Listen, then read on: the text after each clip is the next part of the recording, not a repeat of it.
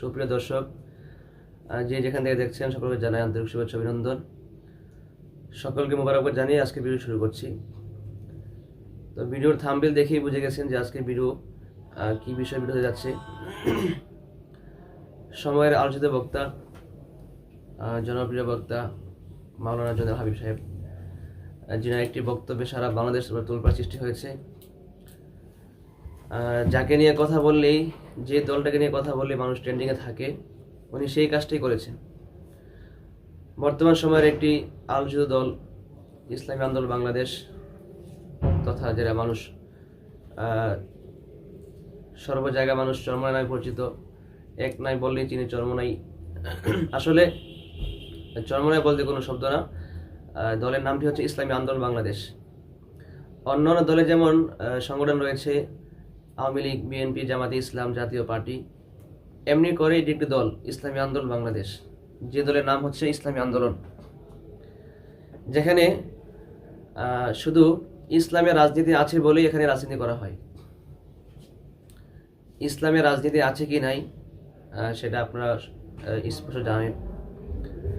বিভিন্ন বক্তব্যের মধ্যেই নাকামিশা বলে থাকেন যে আমরা ইসলামে শুধু রাজনীতি আছে বলেই আমরা রাজনীতি করি। এখন কথা হলো, মাওলানা জনাব হাবিব সাহেব যিনি ময়মনসিংহে একটি প্রোগ্রামের মধ্যে হেফাজতের একটি পরিচিতি সভা, সেখানে উনি ইসলামী আন্দোলনকে নিয়ে একটি কটূক্তিমূলক কথা বলেছেন। যেই কথাটা নিয়ে আজকে সারা বাংলাদেশে তোলপাড় সৃষ্টি হয়েছে, যেটার কারণে তিনি অনেক মানুষের অনেক কথা শুনেছেন, অনেক অবস্থ হয়েছেন। তাই মনে করি ওনার জায়গা থেকে কথাটি বলা সম্পূর্ণ বাঞ্ছনীয়, একদমই ঠিক হয়নি। কারণ বর্তমান সময়ে মানুষ চাচ্ছে যে আলেম সমাজ তথা ইসলামী কোনো দল মাঠে আসুক, ইসলামী কোনো দল বিজয়ী হোক, এটাই মানুষের এখন চাওয়া। কারণ মানুষ পিছনে জাতীয় পার্টি দেখেছে, ইসলামী এই আওয়ামী লীগ দেখেছে, বিএনপি দেখেছে, তাদের সবার কর্মকাণ্ড দেখা হয়ে গেছে। তো কয়েক মাস আগেই আমরা দেখেছি যারা বিগত 16 বছর স্বৈরাচারী করার পরে তাদের পতন কীভাবে হয়েছে, এটা আমরা অবশ্যই দেখেছি।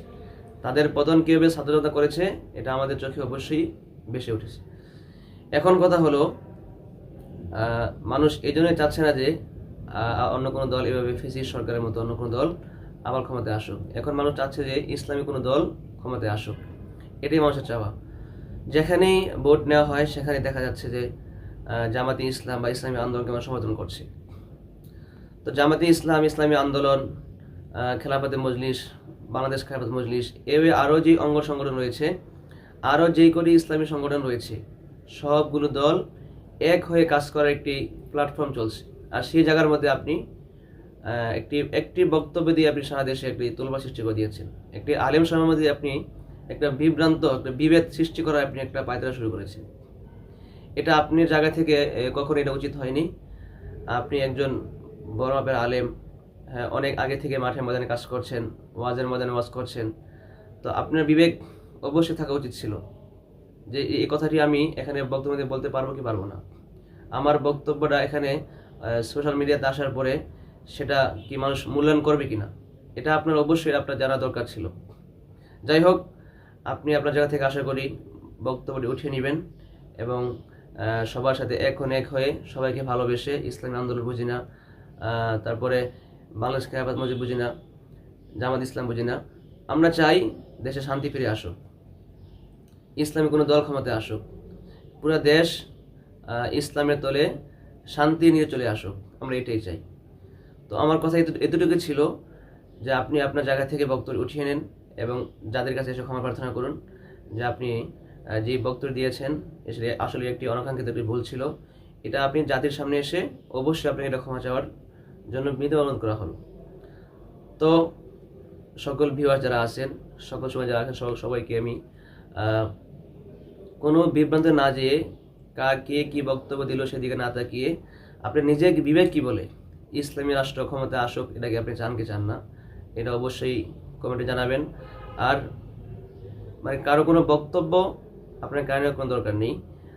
যদি কারো কোনো বক্তব্য ভালো লাগে সেটা আপনি অবশ্যই শুনবেন, কিন্তু কোনো মানে উগ্রবাদী বক্তব্য যেটাকে মানে একটা দলের মধ্যে বিভেদ সৃষ্টি করতে পারে, এই ধরনের কোনো বক্তব্য আমরা শুনবো না। কখনো আমরা সমালোচনা করবো না। তো আজকের মতো এখানে শেষ করছি। সকলে ভালো থাকবেন, সুস্থ থাকবেন। আসসালামু আলাইকুম ওয়া রাহমাতুল্লাহি ওয়া বারাকাতুহু।